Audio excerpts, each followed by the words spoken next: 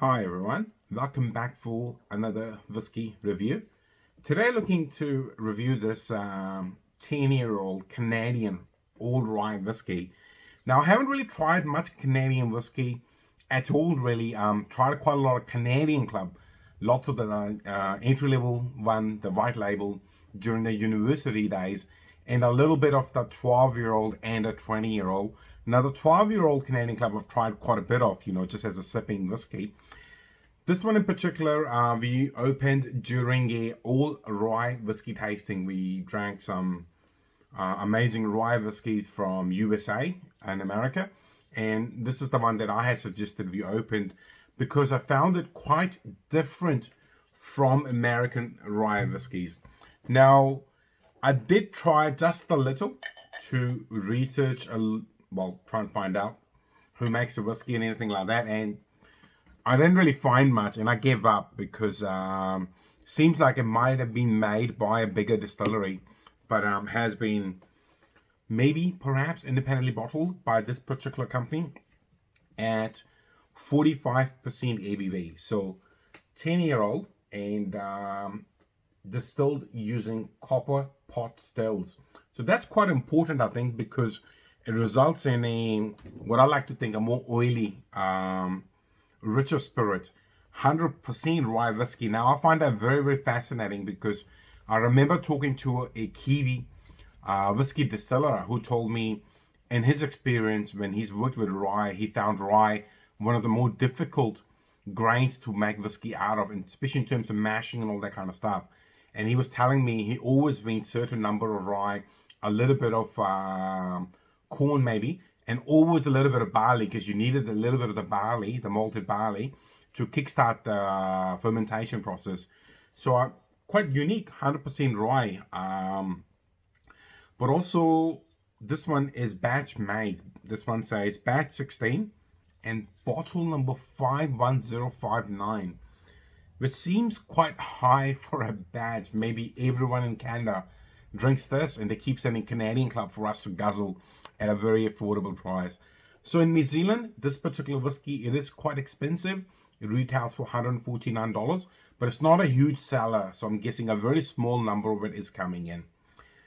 Very, very light, very, very fruity in color. Very light and delicate in color. Golden hue to it. And bottled at 45%. Yeah, 45%. I like the bottle. I think it's a very pretty bottle. Very beautiful, very very bright. You can see your whiskey in its natural state. Well, let's see what's it like on the nose first. It's quite fragrant on the nose. I don't want to use the perfume because it almost smells like a nice high quality perfume.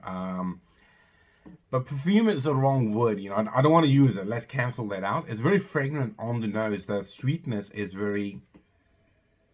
it jumps up at you. It's like, hello, I am here and I'm quite sweet. Very rich sweet. There's an amazing marriage of that rich sweetness and just a hint of spice on the nose. Very gentle cinnamon note. But the sweetness is very, very rich. It's crazy. Some of the Linkwood whiskies, Scotch single malt whiskey Linkwood, around the 12 to 14-year-old age in an ex-bourbon cask, give me this kind of rich sweetness sometimes. I don't want to say a particular fruit. I just can't pick it. Maybe slight honey sweetness in between, but there is definitely a bit of spice. Oh, so good. You can spend ages just nosing this whiskey. So delicate. Really, really good. Well, let's sip it. See what it's like.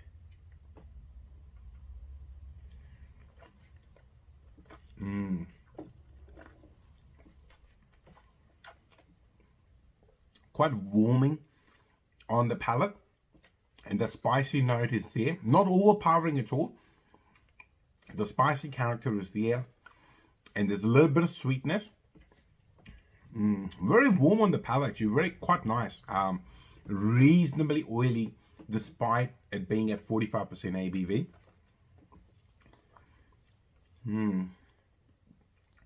A bit on the drier side for me. I have tried it before, and I remember getting a little bit more sweetness on the palate, but let's have another sip, see if it will give me the sweetness.